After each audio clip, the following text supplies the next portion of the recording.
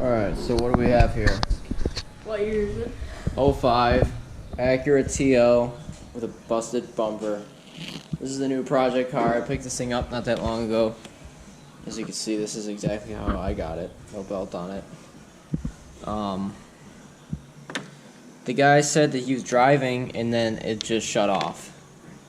And he took it to his shop and they replaced the timing belt. Obviously the timing belt broke. And now it has a misfire on 2 cylinders, 2 and 4. So cylinders 2 and 4 would be 1, 2, 3, 4. So these two, right here.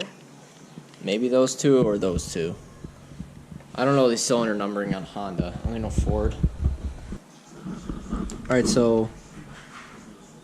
Oh, so this is kind of like Ford, how they have this laid out. So 1, nice. 2 is the middle one in the back.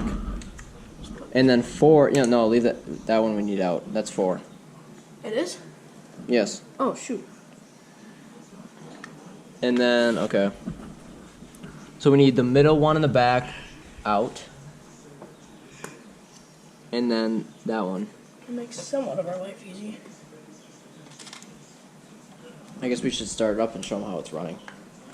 Probably a good idea. I just leave the number 4 unplugged. That's how I do functioning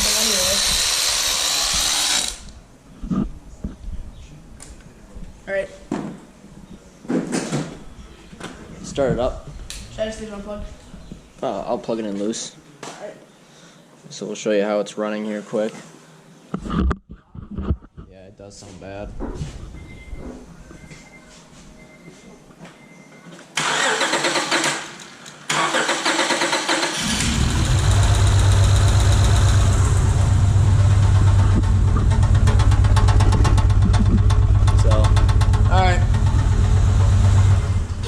So you heard it. It's definitely got a dead miss.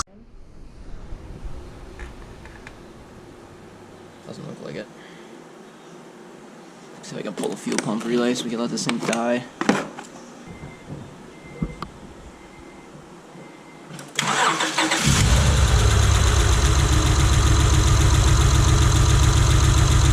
Yeah, that was definitely not the fuel pump relay. Shut it off. It was definitely not the fuel pump relay. So let me put that one back in. I think that might have been the wiper relay, because I accidentally turned the wipers on and it didn't do anything.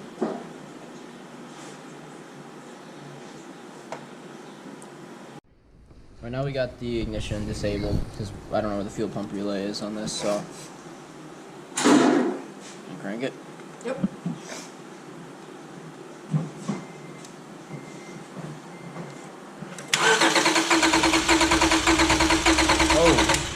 Alright. Yeah, that ain't good. We got nothing. Didn't you unscrew it a little bit? I didn't unscrew nothing. Huh. Alright, well, that's not good. How did we get 60 PSI before then? It was running. Oh, true. Let's pull this plug and just see what this one's at. This is, okay, that's the nasty coil. It's all covered in crap. So technically this one wasn't misfiring, so this one should be reading like 150, I would guess. Alright. Good. 200. Holy shit. So yeah, we definitely have an issue on cylinder 4. Major issue. Jesus. 200 PSI. Alright, so we already checked cylinder 4 is completely dead, 0 compression at all.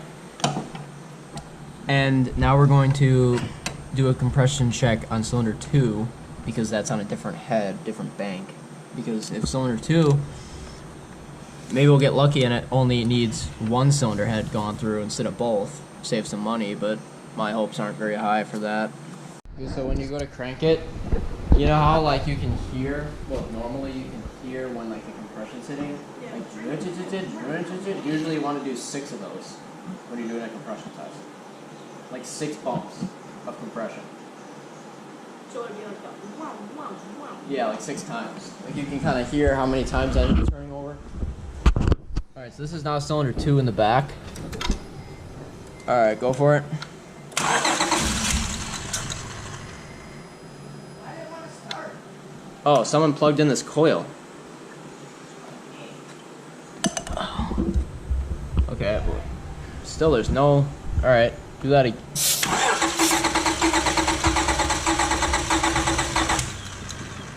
Okay. Well, you could hear it, right? Yeah. It definitely had compression. It had 200 pounds. Then why would there be a misfire on it? Right. How'd the coil look out of cylinder 2? It looks brand new. Really? Yeah. Where? You mean this one? Oh, no one would see it. So this is laid out how it is in the car. 1, 2, 3 is in the back. So 2 is at 200. We just checked that. 2 does not have bent valves, even though it was misfiring on the scan tool. But maybe it was just 2 and 4 are companion cylinders. I don't know if that's true or not.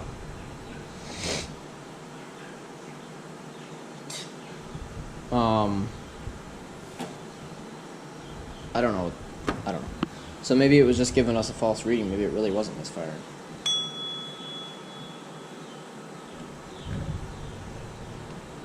What are you looking for? The socket. Alright, now we're going at cylinder 6. See how that one's doing. Alright, go.